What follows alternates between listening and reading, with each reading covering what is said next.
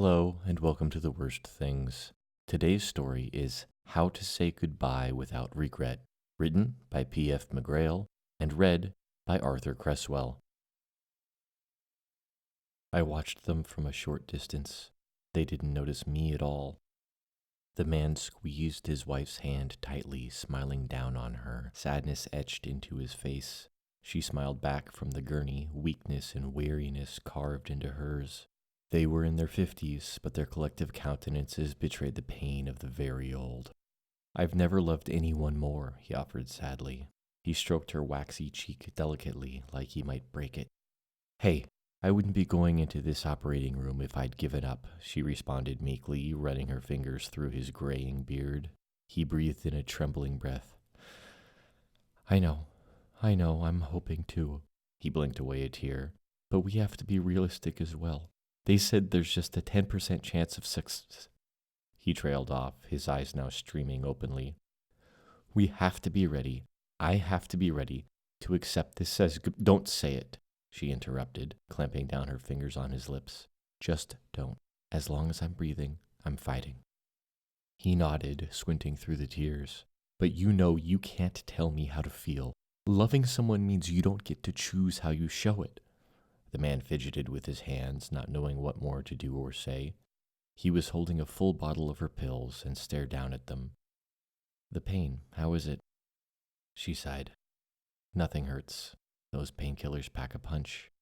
He forced a chuckle. "You're flying now, aren't you?" She genuinely laughed. It was a very quiet sound. "You were always afraid to fly." Here he interwove his fingers with hers. "You would make me hold your hand the entire time." She gave him a very knowing look, simultaneously serious and playful. "And who's afraid to let go now?" she asked, looking down at their hands.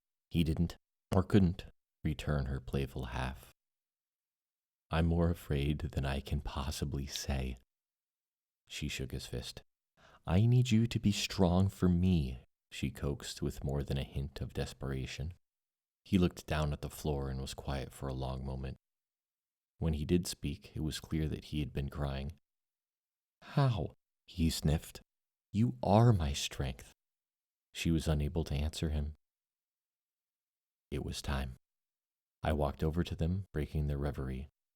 "Patient 1913, they're ready for you in the operating room." He squeezed her hand so tightly that he nearly broke it, but he did not say goodbye. 5 hours later, I was beyond what I'd thought the limits of exhaustion could be, but I was smiling. This was the reason I endured it all. The moment, right now, that changed someone's world for the better was the purpose for which I pushed myself through the unending sadness of unanswered hospital prayers.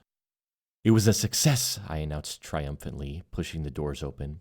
"She beat the odds. She's doing better than we—" I stopped talking and looked down at the man. He was slumped in his chair, completely still. Clutched in his stiffened fingers was his wife's bottle of pills. It was empty.